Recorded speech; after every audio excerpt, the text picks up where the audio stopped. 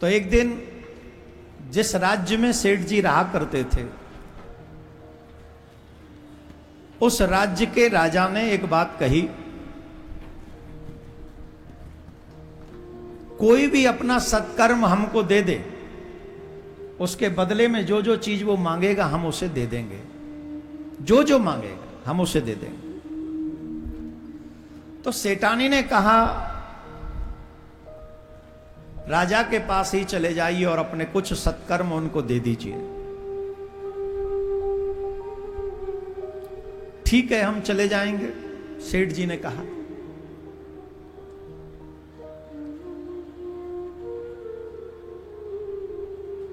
सेठानी ने 4 परामठे बना के रख दिए कि आप जाओ। 4 पराठे बना दिए। सेठ जी 4 पराठे लेके चल दिए। वो 4 पराठे लेके जा रहे थे।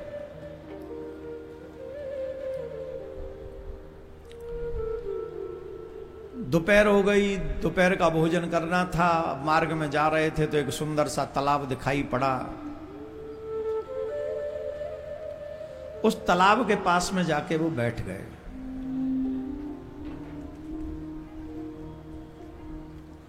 और उस तालाब में जाकर जब तालाब के पास बैठ गए, हाथ मुंह धोया। हाथ मुंह धो के जब वो बैठे, जैसे ही रोटी खोली, उसी समय श्वान की पत्नी, जिसने अभी अभी कुछ बच्चों को जन्म दिया था,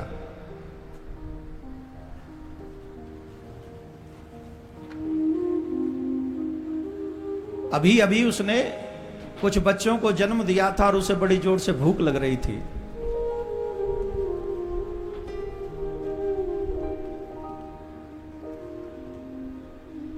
तो सेठ जी को लगा कि मैं 2 रोटी इसे दे देता हूं, 2 रोटी मैं खा लेता हूं, 2 रोटी इसे दे दूं। तो सेठ जी ने 2 रोटी उसे दे दी और उसने वो 2 रोटी जल्दी जल्दी खा के खत्म कर दी, क्योंकि उसे बहुत तेज भूख लग रही थी। जल्दी जल्दी खा के खत्म कर दी।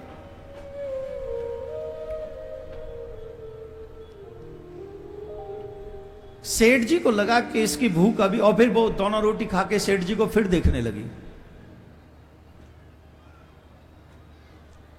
सेठ जी को लगा कि अभी इसकी भूख तृप्त नहीं हुई और अभी अभी इसके कई बच्चे हैं, इस बेचारी को भूख लग रही होगी। मैं क्या करूं? मैं तो चलो शाम को खा लूंगा, नहीं तो कल खा लूंगा। उसने दोनों रोटी भी उसको और दे दी, बची हुई दोनों रोटी उसको दे दी। खुद भूखा रहकर जल पीकर सेठ राजा के यहां चला गया, 4 रोटी श्वान को खिला दी।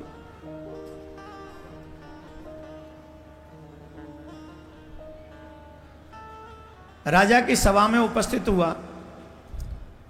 राजा ने पूछा, बताओ सेठ जी, क्या क्या शुभ काम किए तुमने? जो जो शुभ काम किए हमको बताओ, फिर हम बताएंगे कि तुम्हें क्या दिया जा सकता है। मैंने ये करवाया, मैंने ये करवाया, मैंने ये करवाया, मैंने ये करवाया, मैंने ये करवाया।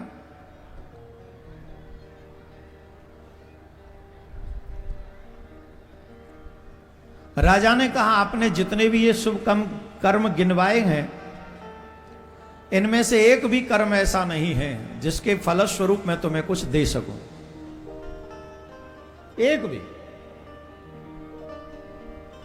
एक भी शुभ कर्म ऐसा नहीं। और कोई शुभ कर्म हो तो बताओ, जिसके फलस्वरूप तुम्हें कुछ दिया जा सके। सेठ जी को लगा, जब इतने तरह बड़े कोई कर्म नहीं है कुछ आपकी दृष्टि में, तो फिर तो और तो मैंने कुछ किया ही नहीं। सेठ जी जाने लगे, तब राजा ने कहा, नहीं, एक कर्म तुमसे अच्छा हुआ जिसे तुम भूल रहे हो, जिसे तुम बता नहीं रहे हो। बोले क्या? बोले जब तुम आ रहे थे तो तुमने श्वान को अपने बट की रोटी खिलाई थी, भूखे श्वान को तुमने रोटी खिलाई थी। वो भी शुभ कर्म है, उसके बदले कुछ ले लो।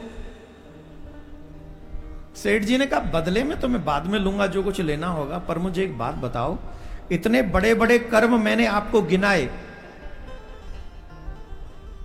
नलकूप, जो नलकूप होते ना पहले, कुआ इत्यादि खुदवाते थे, प्याऊ लगवाते थे, भोजन करवाते थे, ये करवाते थे, वो करवाते थे, यज्ञ करवाया, कथाएं सुनी, व्रत किए।